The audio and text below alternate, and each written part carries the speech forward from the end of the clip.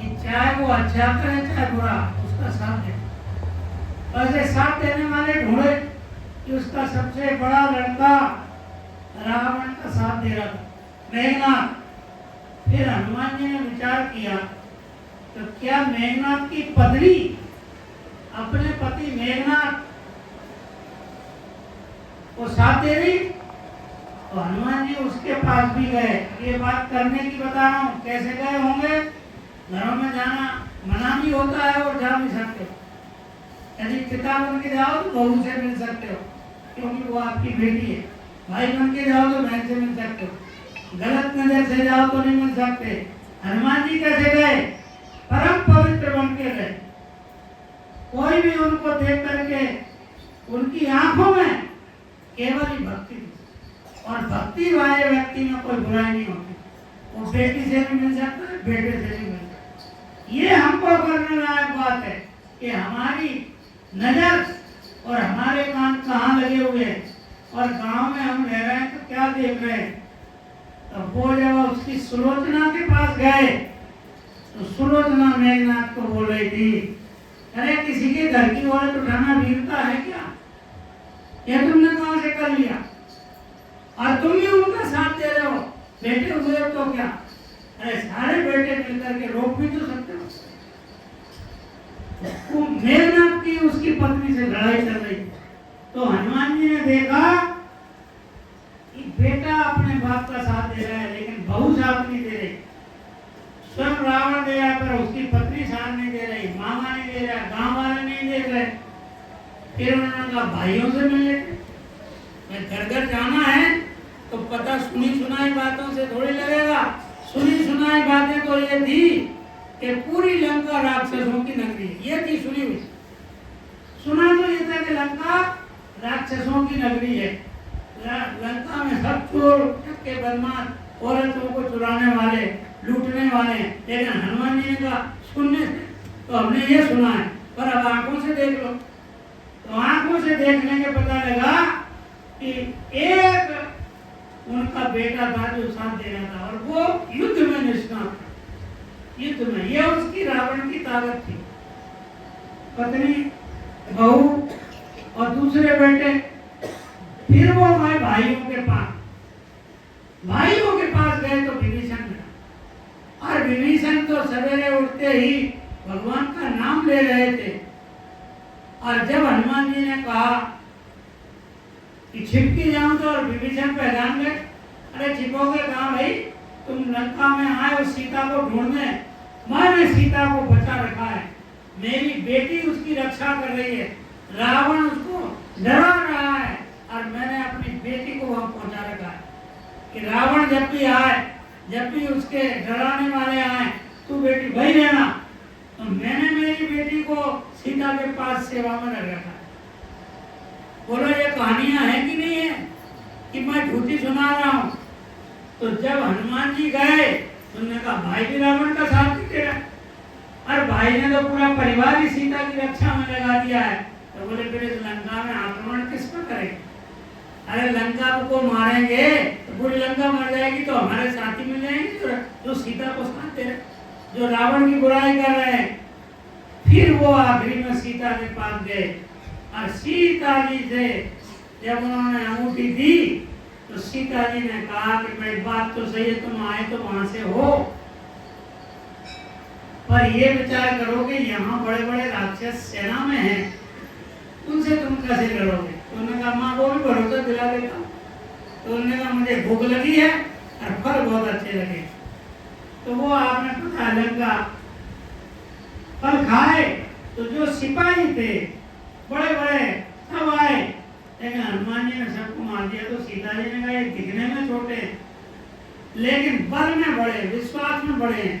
तो हम भगत भी दिखने में गरीबी में दिखते होंगे पर है नहीं गरीब, क्योंकि जिसका साथी भगवान है वो संसार का सबसे अमीर होता है।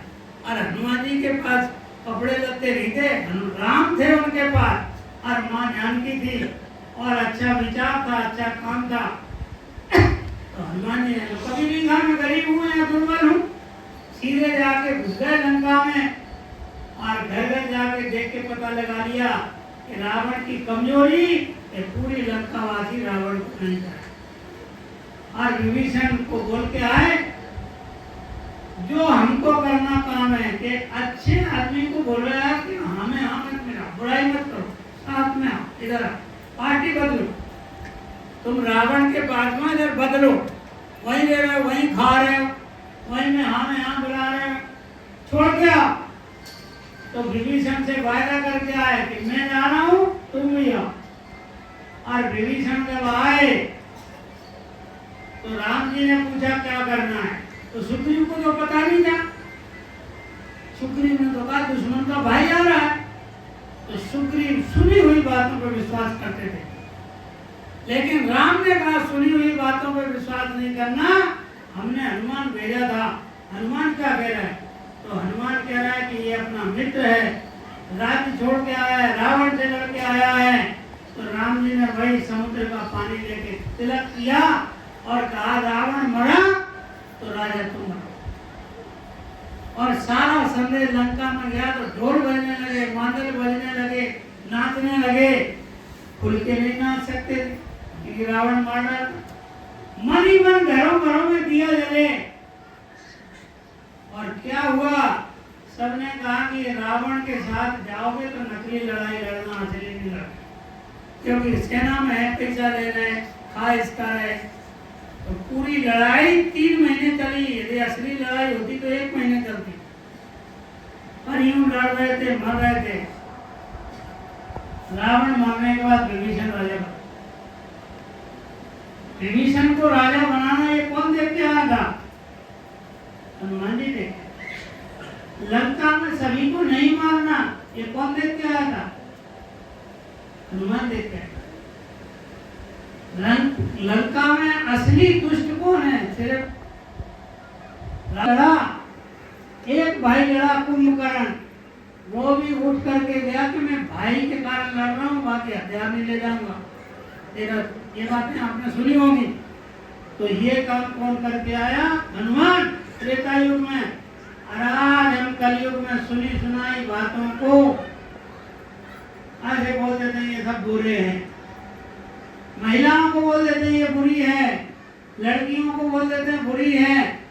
अरे बुरे के भीतर तो जाओ, हनुमान जी की तरह बातें तो सुनो, तो आपको पता लगेगा कि आपको सौभाग्य मिल गया और आप मंदिर आने लगे। आपको सौभाग्य मिला और आप गुरु के चरणों में बैठ गए। और बहुतों को तो ये मौका ही नहीं मिला, बहुतों को तो ये अवसर ही नहीं मिला कि वो मंदिर में जाएं और गुरुओं के पास बैठे और अच्छे लोगों से शिक्षा ले। तो हनुमान जी ने क्या कहा कि भले ही कुछ कम लोग अच्छे हैं, लेकिन ज्यादा लोग जो पास में नहीं है वो भी अच्छे हैं, दूर हैं वो भी अच्छे हैं। तो इन अच्छों की छटनी करने के बाद विभीषण को साथ मिलाया। कौन अच्छा है, कौन शक्तिशाली है, कौन अच्छे का नेतृत्व कर सकता है, ये काम हम आज कलयुग में कर सकते हैं। लेकिन हम भी यदि सुनी सुनाई बातों में विश्वास करते रहे और हाथ पे हाथ धरे घर पे बैठे रहे, तो हमारा पूरा जिला धर्म परिवर्तन होके इधर बन जाएगा। ध्यान लग रहे ना? आप कहते रहोगे ये राक्षस है, और वो राक्षसों में से ही बनाना है, भक्तों में से नहीं बनाना है। वहीं से बैठ कर बढ़ा लेंगे, वहीं से अपनी ड्यूटी बढ़ा लेंगे। और आप सोचोगे हम नहीं है तो हैं कितने हम? साथ देने वाले 2-4 गाँव में 20-25, और बाकी पूरा का पूरा गाँव जाओगे तो आपका दुश्मन बन के तैयार हो जाएगा। तो ये दुश्मन हमारे गांव में आके बन रहे हैं, क्या ये हम अपनी आंखों से देख पा रहे हैं? क्या हम पहली बार कोई राक्षस आकर के अपहरण करता है उसे जटायु की तरह रोक रहे हैं? चाहे पंख कट जाए, चाहे हाथ कट जाए, पर हम रोकेंगे। तो हमें आज हनुमान जयंती पर ये सोचना है, विचारना है कि एक भी व्यक्ति कम नहीं होना चाहिए और एक भी गलत व्यक्ति मारा नहीं जाना चाहिए और एक भी अच्छे व्यक्ति को बुरा नहीं कहना चाहिए। बुरे को पहचान करना कि यही बुरा है, तो राम ने सिर्फ उसको मारा जो असली बुरा था। सिर्फ रावण और कुंभकर्ण, मेघनाथ को उनके भाई ने और रावण कुंभकर्ण को सिर्फ 3 लोगों का वध किया है। बाकी तो वो हनुमान जयंती है, पूरे कानू महाराज की, कालू सिंह जी, आप सब संत, मैं तो बोलता हूँ कि मेरा बात कितना अच्छा है कि मैं आता हूँ सत्संग सुनने और ये मुझे आपके सामने बिठा देते, आपकी जगह नहीं बैठने देते, आपकी जगह बैठ के पूरी बात सुन सकते हैं। तो अब बात यही है कि उनकी बात मैं मानता हूँ, क्योंकि वो आज्ञा है, वो बोलते हैं कि आपको यही बैठना, नहीं मेरी इच्छा होती है पीछे बैठ जाओ और ज्ञान की बातें कहीं से सुनो, कानों में पड़ती है और कानों में पड़ी हुई बातें जीवन में करने लायक होती है। वैसे हनुमान जी की दिव्य कथा, दिव्य सत्संग जो आप पहले से ही जानते हैं, कुछ बातें कि अपने को पहचानना है। अच्छे आदमी बदनाम नहीं होना चाहिए और बुरे आदमी बचना नहीं चाहिए, और अच्छों का साम्राज्य बढ़ना चाहिए। दूसरे लोग बुरों में घुस के अपनी संख्या बढ़ा के सेना बनाते हैं और वो सेना एक दिन बलशाली होकर सीता हरण करती है और वो सेना बन करके शूर्पणखा के साथ रहती है और वो फिर हम डर के कहते हैं इधर नहीं जा सकते, इधर नहीं जा सकते, इधर नहीं जा सकते और सिकुड़ जाते हैं।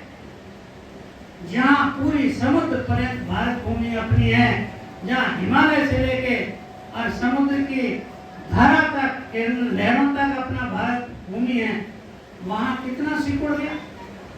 और हम हनुमान जी का काम केवल भक्ति में बोलते रहेंगे, तो जो हनुमान जी ने किया उसको पहचाना, परखा, गलत को चिन्हित किया और सिर्फ उतने ही लोग मारे, सबको नहीं, सब अपने थे, ना अपने में से किसी को जाने दिया और ना ही अपने को बदनाम होने दिया।